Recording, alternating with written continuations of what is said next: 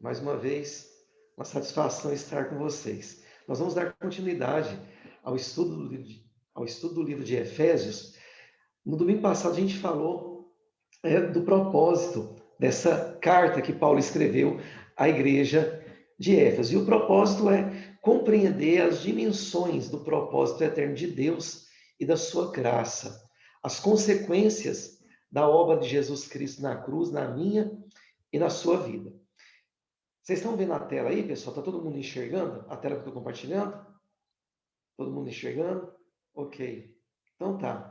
Bom, aprendemos também que o autor da carta aos Efésios foi Paulo. Paulo estava preso quando escreveu essa carta e ele redigiu essa carta juntamente com outras, né? A carta à igreja de Colosso, ao amigo Filemon, isso por volta do ano 60 depois de Cristo. Muito bem. A cidade de Éfeso era uma cidade muito especial, porque era uma cidade portuária. Ela era um verdadeiro empório, um flamboyant da Ásia Menor. Então as pessoas iam para Éfeso e lá ficavam, passeavam, uma cidade que recebia muitas influências culturais. Paulo então transformou essa cidade num centro de evangelização, para que os crentes na cidade de Éfeso não fossem influenciados pela cultura da época, pela cultura romana e por outras culturas que estavam lá. O que Paulo desejava e o que Paulo trabalhou é para que a igreja se firmasse nos princípios, nos valores absolutos de Deus. Certo, meus irmãos? Muito bem. A carta, ela apresenta como propósito, o primeiro deles, apresentar a obra salvadora de Jesus. E num segundo momento, a carta fala das consequências dessa obra na minha e na sua vida. E é o que nós vamos ver hoje.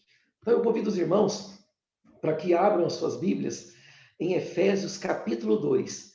Nós vamos, de forma bem geral, dar uma olhada nos capítulos restantes desta carta. Quero começar pelo capítulo 2, que passa uma mensagem de extrema importância para mim e para você. E se a gente for resumir o capítulo 2, a mensagem é essa: a salvação dos indivíduos pela graça. Ora, o que é essa graça? Por definição, a palavra graça significa favor imerecido. Deus fez algo por mim e por você que não dependeu dos nossos méritos, das nossas obras, das nossas capacidades. Ao contrário, nós somos completamente incapazes de obter o favor de Deus na nossa vida. Deus, de uma forma muito amorosa, nos presenteou com a sua graça, com o seu amor e salvou a nossa alma da perdição eterna. Eu gostaria de destacar com os irmãos 4 versículos aí nesse capítulo, versículo 4, versículo 5, versículo 6 e o versículo 8. Eu vou pedir para a Valéria, por gentileza, ler para nós o versículo 4 de Efésios capítulo 2. Por favor. Todavia, Deus, que é rico em misericórdia, pelo grande amor com que nos amou. Olha só, meus irmãos, Deus, rico em misericórdia, e Ele nos amou.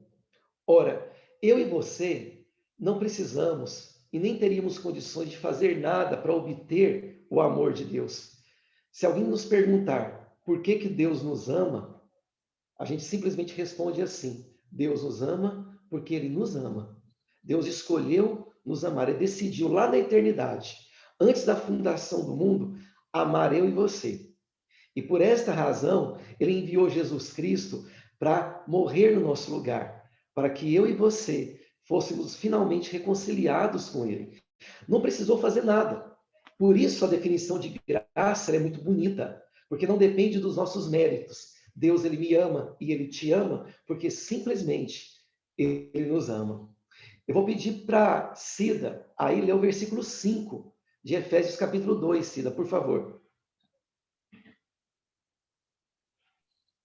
Eu vou ler para ela, que ela está com dificuldade ali de abrir. Ah, tá bom, Ju, obrigado. Efésios capítulo 5, João. Deu-nos vida. Capítulo 2, versículo 5, desculpe. Tá. Deu-nos vida juntamente com Cristo, quando ainda estávamos mortos em transgressões. Pela graça, vocês são salvos. Meus irmãos, obrigado, Ju. percebam aí que não houve necessidade de nenhum aperfeiçoamento da nossa parte, de nenhuma obra da nossa parte, para que eu e você fôssemos alcançados pela graça do nosso Deus. Ele simplesmente decidiu nos amar lá na eternidade, independentemente do nosso caráter. E veja você, que essa graça, ela é baseada única e exclusivamente no amor de Deus. Deus, ele é amor. Porque como a Ju leu, aí no versículo 5, Deus-nos com Cristo, pelo amor com que nos amou, Deus deu-nos vida com Cristo. Então, Cristo, quando ele foi morto lá na cruz, ele carregou no corpo dele todas as minhas e as suas culpas, todos os meus e os seus pecados, e eles foram enterrados com Cristo. Então, nós, juntamente com Cristo, ressuscitamos. Nós ressuscitamos e agora estamos finalmente reconciliados com Deus. E nada, absolutamente nada, é capaz de nos separar do amor de Deus. Porque o amor de Deus, ele é eterno. Antes mesmo de eu e você existirmos, Deus já havia decidido nos amar, nos separar, nos salvar e nos envolver com a graça. É por isso que nós podemos afirmar, temos vida eterna, porque essa vida foi dada para nós juntamente com Cristo. O mesmo poder que ressuscitou Jesus Cristo ao terceiro dia é o mesmo poder que hoje está em nós e faz com que a gente viva uma vida diferente, ligada a Deus. Eu tenho certeza absoluta que nós não podemos imaginar uma vida longe de Deus. Vamos continuar errando, vamos continuar pecando, vamos continuar sendo falhos e frágeis. No entanto, o poder de Deus, ele habita no nosso coração e nos convence dos nossos erros. Faz com que nós sintamos muito mal quando pecamos. E faz com que a gente abaixe nossa cabeça, peçamos perdão a Deus e prossigamos numa vida tendo como alvo o modelo que é Jesus Cristo. Então, a graça de Deus nunca, meus irmãos, nos abandona, porque ela nos encheu de vida, nos deu esperança de vida. Valéria, por favor, versículo 6, por gentileza, do capítulo 2. Deus nos ressuscitou com Cristo e com ele nos fez assentar nos lugares celestiais em Cristo Jesus. Está aí, meus irmãos, a nossa esperança. Nós não morreremos. Nós temos um lugar certo para ir, quando dessa dimensão terrena partirmos. E o nosso lar já tem um lugar reservado para mim e para você. Então, essa esperança, ela é certa, ela é eterna. É por isso que, aqui na carta, o apóstolo Paulo cita muito regiões celestiais. Por que o apóstolo Paulo cita tanto essa expressão regiões celestiais? É para que eu e você tenhamos a plena convicção de que a nossa habitação, de que o nosso lugar no lar celestial está garantido. Não existe razão de nós nos apegarmos a valores deste mundo, a riquezas deste mundo, a princípios deste mundo, a filosofias humanas deste mundo. Porque a nossa verdadeira pátria, o nosso verdadeiro lar, ele é eterno, ao contrário dessa vida, que é muito passageira. Essa vida é um estralo. Estamos aqui, mas em breve nós não estaremos mais. Haverá separação da nossa carne e da nossa alma. E a nossa alma tem um destino certo, o lar celestial. Certo, meus irmãos? Então isso é muito importante termos como convicção. Nós temos o lar celestial, a nossa pátria, o nosso lugar garantido no lar celestial. Ju Lima, você pode ler para nós aí o versículo 8, por gentileza, do capítulo 2? Sim. Porque pela graça sois salvos, mediante a fé, e isso não vem de vós, é dom de Deus. Muito bem. Além da graça, nós somos presenteados também com outra coisa, a fé. A fé é a capacidade de crer em algo que nós não podemos ver. Isso, obviamente, não parte do nosso coração, porque somos muito imperfeitos, somos pecadores, transgressores. Então, Deus nos presenteou com a fé. com, o pleno conhecimento de Deus, com a fé em Deus, com a capacidade de crer que Deus preparou para nós um lugar especial quando dessa vida partirmos. A fé de crer que existe um Deus, criador de todas as coisas. A fé de crermos que Deus nos amou de tal maneira que enviou o seu único filho para sofrer no corpo dele a punição pelos meus erros, pelos seus erros. Essa capacidade de crer em Deus foi dada por ele mesmo. E ela está no nosso coração.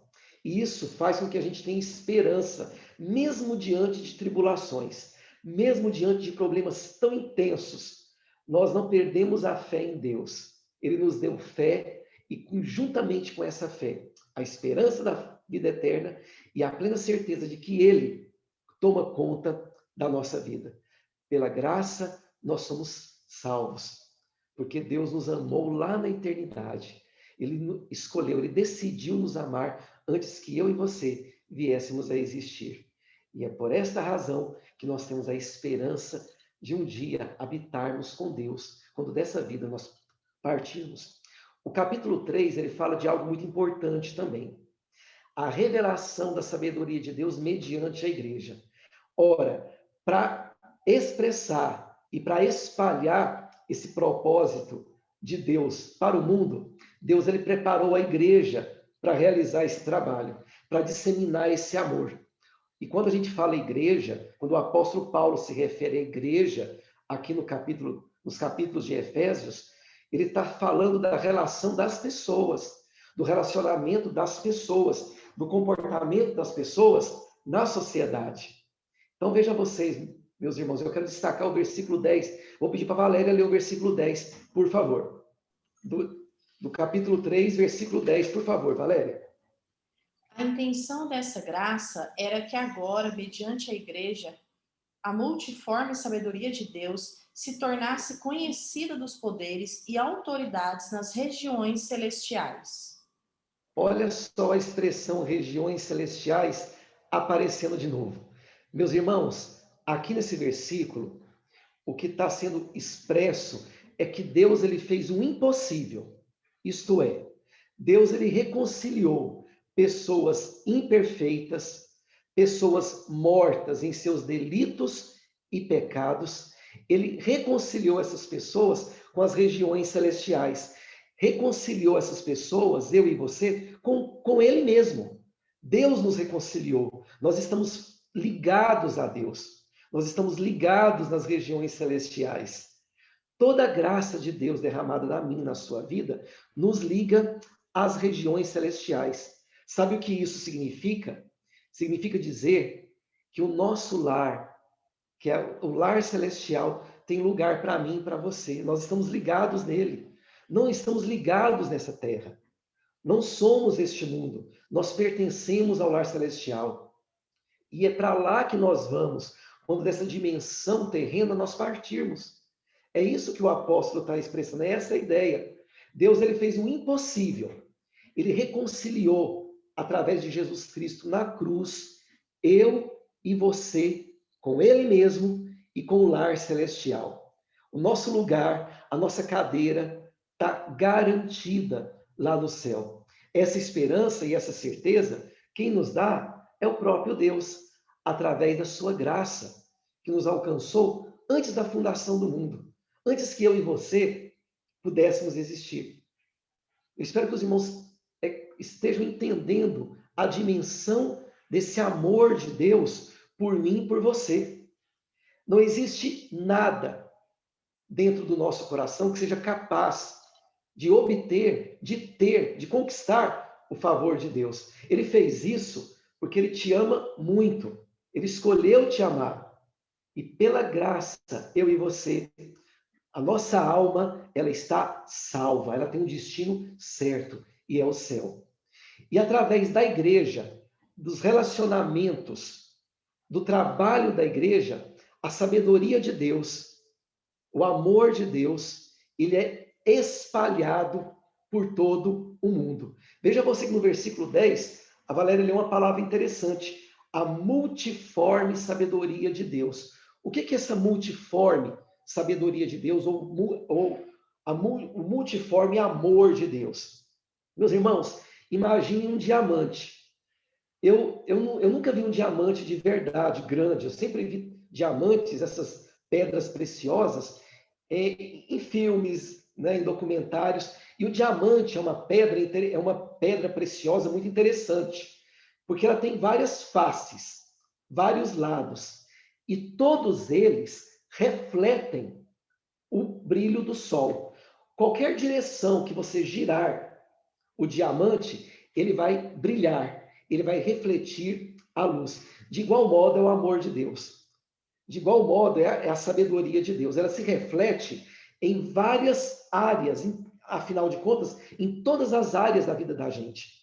A igreja, ela tem por obrigação e por finalidade espalhar e refletir esse amor de Deus na sociedade, através da honestidade, através do comportamento das relações humanas, através da valorização do lar, do respeito à esposa e ao esposo, na criação dos filhos, no trabalho, seja ele um trabalho secular ou trabalho doméstico, em todas as dimensões humanas.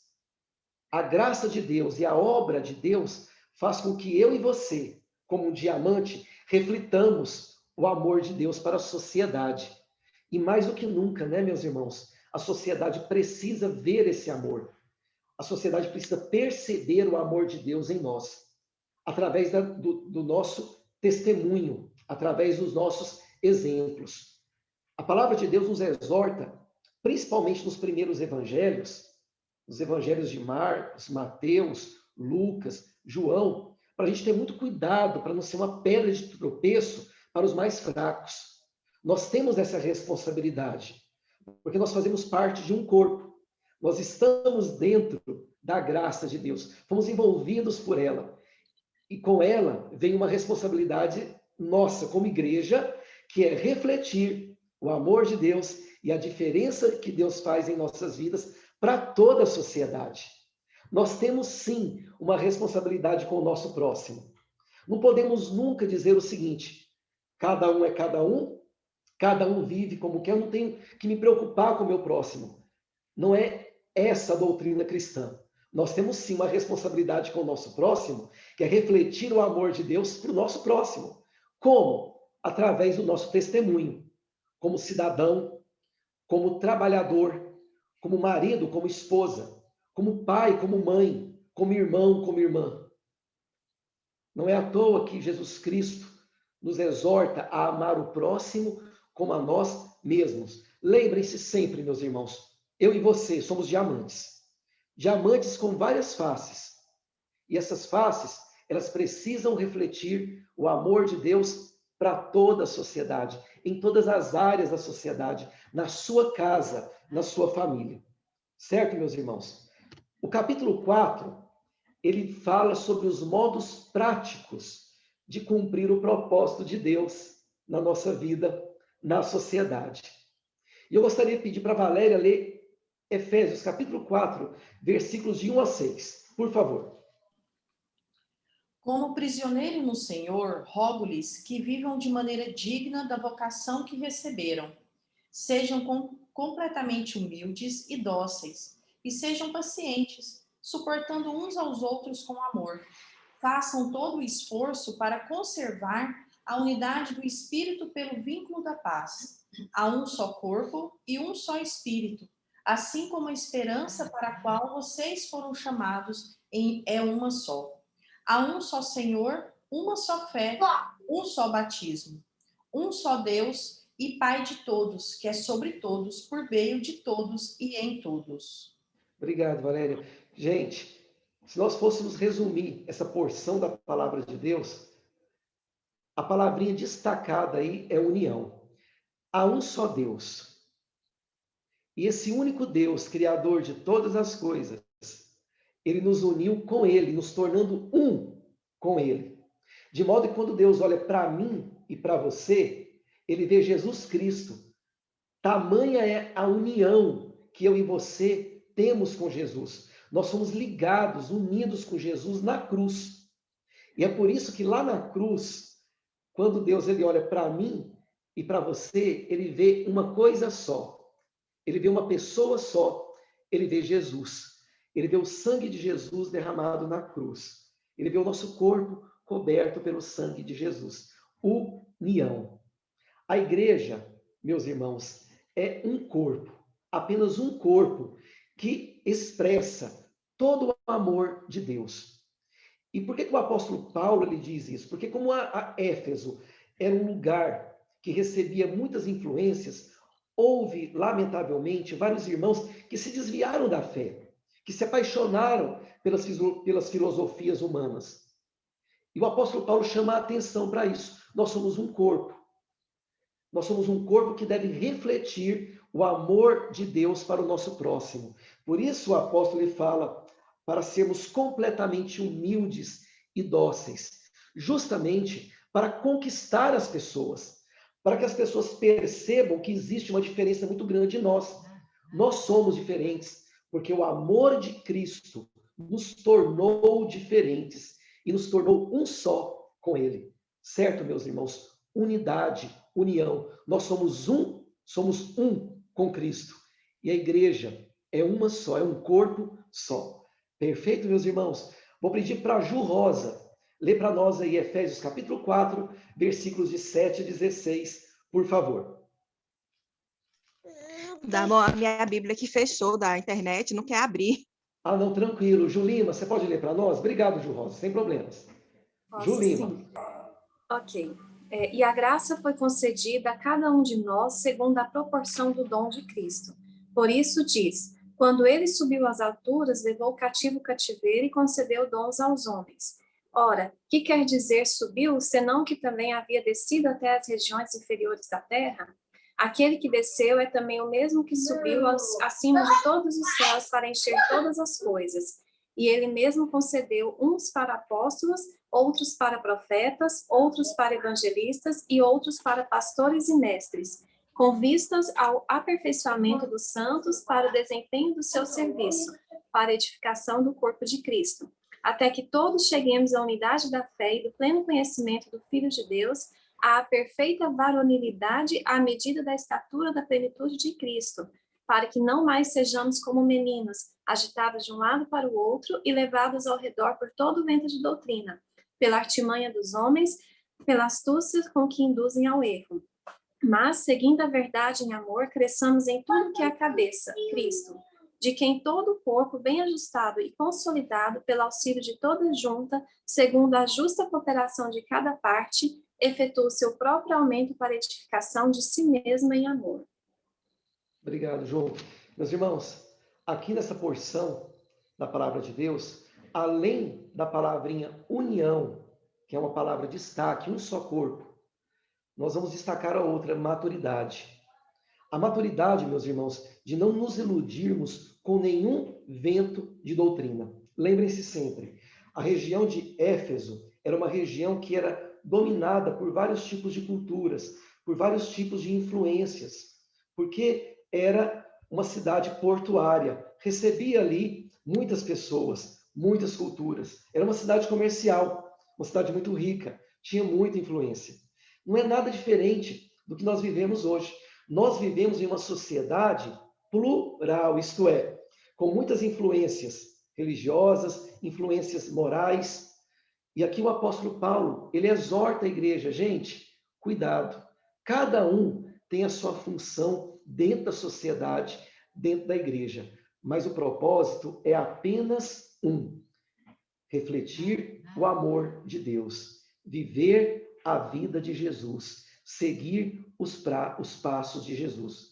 Meus irmãos, se nós quebrarmos princípios, se nós ousarmos quebrar e desobedecer princípios, nós traremos para nós consequências muito ruins, dor, tristeza, não só para nós, mas para quem está perto de nós. Sabe por quê? Porque somos apenas um corpo.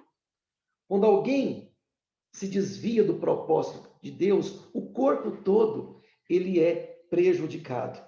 Entenda você aí o tão forte é a união com que Deus nos uniu lá na cruz com Jesus. Deus nos uniu de tal forma que a igreja é uma só, um só corpo, um só princípio, um só Deus, um só valor. Não existem outras ideias, não existem outros princípios, não existem outras maneiras de se aproximar de Deus que não seja por meio de Jesus. É o único caminho, a única verdade. Certo, meus irmãos? E lá no versículo 17 do capítulo 4, vou pedir aí para a Valéria ler. Versículo 17 do capítulo 4, meu bem.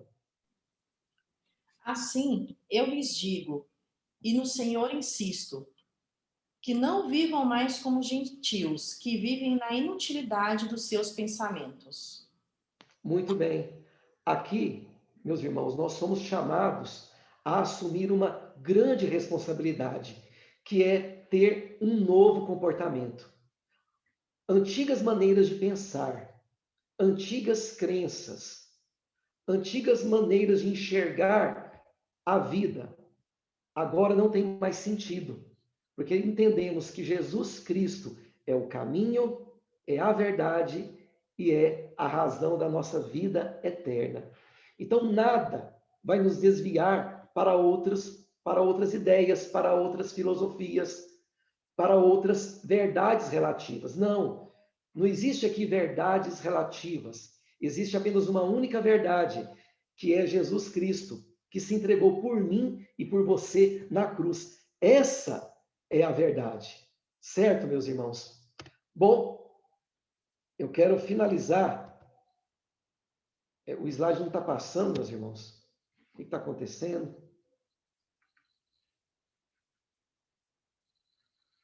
Perdão, desculpa. Ah, passando, pai, consegui. Aí, beleza. Por fim, meus irmãos, os capítulos 5 e 6, eu estou terminando, tá faltando 10 minutos, eu sei. Mas eu vou concluir agora com os irmãos, tá? Tudo bem? Gente, capítulo 5 e capítulo 6 da carta de Efésios fala agora dos relacionamentos. É verdade. Quando eu e você fomos alcançados pelo amor de Deus, a nossa forma de nos relacionar com as pessoas se transformou totalmente. Porque agora a nossa forma de nos relacionar é de forma sacrificial. E o que é sacrifício? É entregar a sua vida, é você colocar o seu próximo antes de você. Você vai enxergar as pessoas com mais amor e dignidade. E lá no capítulo 5, versículos 22 a 33, o apóstolo Paulo fala da relação do marido com a esposa. E é uma relação muito bonita, porque expressa a relação que Deus tem comigo e com você. A relação de Deus com a igreja. A mulher submissa, e por favor, não entenda a submissão como algo ruim. A submissão significa confiança, sentir paz ao lado do marido. O marido amar a esposa como Cristo amou a igreja. E, meus irmãos, eu pergunto, como Jesus Cristo amou a igreja? Ele se entregou por ela, se sacrificou por ela. Essa relação, ela une Deus e a igreja. Essa relação une marido e mulher. E eu quero resumir esse trecho da palavra de Deus que fala do marido e da esposa com uma única frase, que é a seguinte: mulher feliz é igual a homem feliz.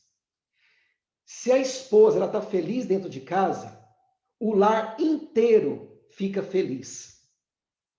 Eu vou repetir, se a esposa, ela é feliz dentro de casa, o lar inteiro é feliz, o marido é feliz. Essa relação, meus irmãos, que existe entre Deus e a igreja. Felicidade plena em Deus.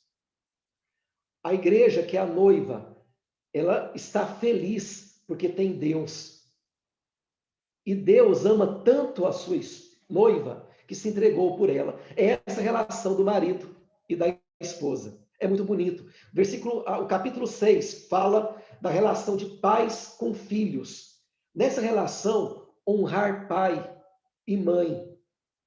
Porque os pais, eles são representantes de Deus aqui na terra. E os filhos, e nós somos filhos, nós devemos tratar os pais com o devido respeito, com a devida consideração. E isso faz com que os seus dias de vida se prolonguem. De igual modo, os pais em relação aos filhos. Instruir os filhos em sabedoria, com sabedoria, não gerando neles ódio, raiva, mas instruir na palavra de Deus em sabedoria. O que significa em sabedoria, meus irmãos? É tudo aquilo que você for falar para uma criança, para um jovem, para um adolescente, isso ter sentido, você ser exemplo. Ele entender o amor de Deus através do seu exemplo, dentro de casa, na relação com a sua esposa. Observe muito bem que uma criança, ela aprende muito quando ela vê o pai cuidando da esposa. Quando ele observa que a relação dos pais é uma relação saudável, a criança, ela aprende muito observando o relacionamento dos pais. E essa sabedoria que Deus, ele nos exorta a ter. No versículo 6, no capítulo 6, versículos de 5 a 9, está falando, meus irmãos, da relação dos senhores e dos escravos. É claro que aqui Deus não está concordando com a escravidão, com a exploração, mas é a forma dele nos ensinar como deve ser a relação do patrão com o seu empregado, com justiça, com respeito e também com amor. E por fim, meus irmãos, no capítulo 6, versículos de 10 a 17, o apóstolo Paulo fala da armadura de Deus. O apóstolo Paulo estava preso e ele usa essa linguagem militar para exemplificar que eu e você precisamos nos proteger das armadilhas do nosso inimigo, que é Satanás. E a palavra de Deus, a nossa relação com Deus, a nossa crença e fé em Deus é a nossa armadura para nos proteger de qualquer investida do inimigo. Que lembrem-se, ele não desiste de nós. Ele não desiste de nos destruir. Mas a armadura de Deus, que é o amor de Deus, a palavra de Deus, ela existe para nos defender. Então nos apeguemos a essas armas, meus irmãos. Meus irmãos, que Deus os abençoe a todos. Foi uma honra estar com os irmãos trabalhando esse texto, essa carta. Que Deus abençoe a todos vocês. Passo a palavra para Valéria.